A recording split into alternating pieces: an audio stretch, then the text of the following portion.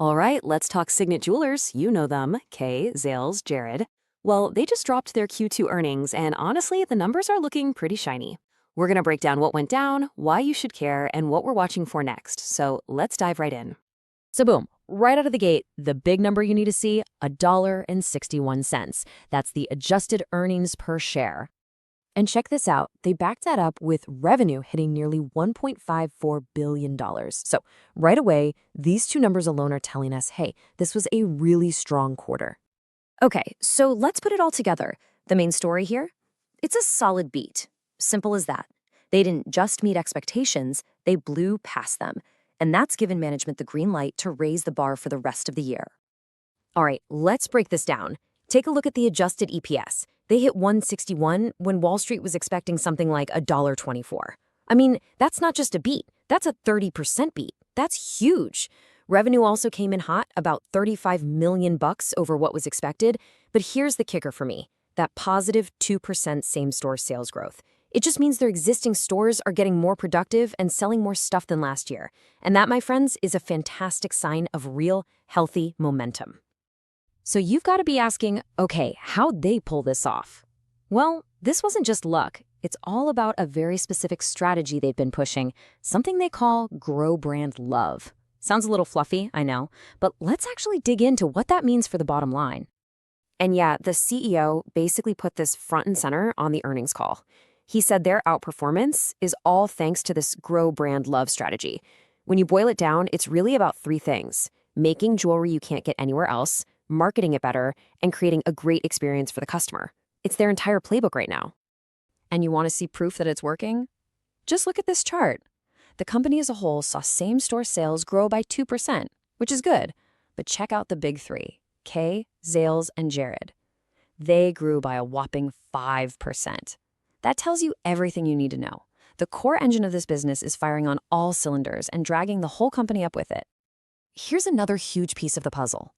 They saw a 9% jump in what's called average unit retail, or AUR. Now, all that means is that the average price tag on the stuff they sold went up. But, and this is really important, they're saying this isn't just because they jacked up prices. Nope. It's because customers are choosing to buy the more expensive, more premium stuff. That's a huge vote of confidence from the consumer. And where's that premium push coming from? A big part of it is lab-grown diamonds. LGDs now account for 14% of their fashion sales. Think about that for a second. That share has doubled in just 1 year. It's pretty incredible. These items tend to have higher price points, which is not only growing the fashion category, but also giving their profit margins a really nice lift. Okay, but it can't all be good news, right? Of course not. We need a balanced picture here.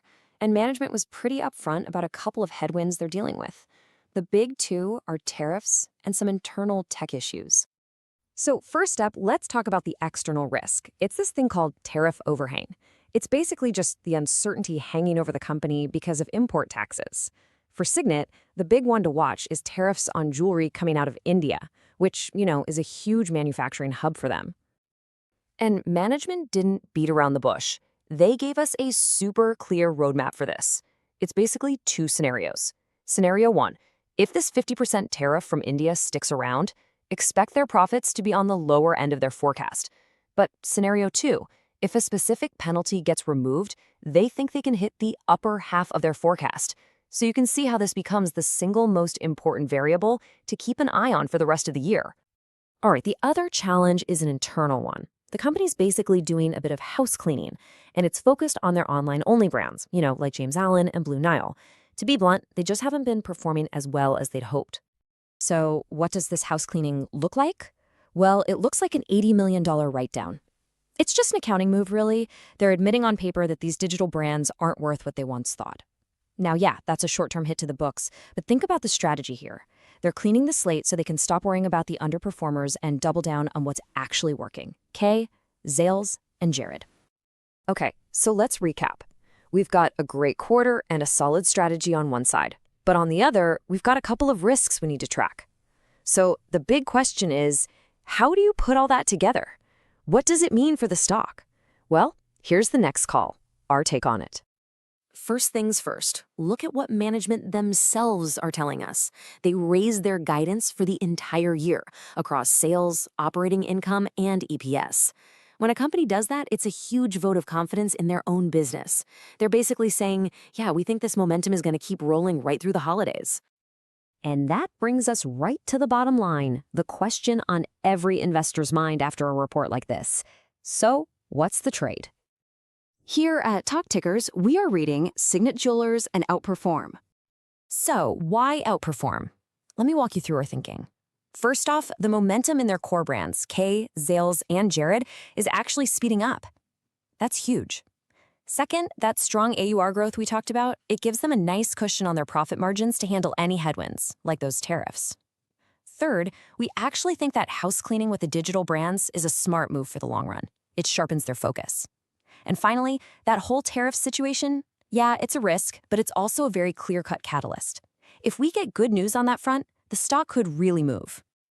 So what does this look like as a trade idea? We think it's about establishing a long position here.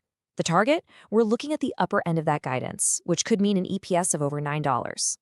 The big thing to watch in the near term is any news on those India tariffs. That's your main catalyst. And what do you look for next quarter to see if the thesis is holding up? Simple. Keep an eye on the same-store sales for those core brands.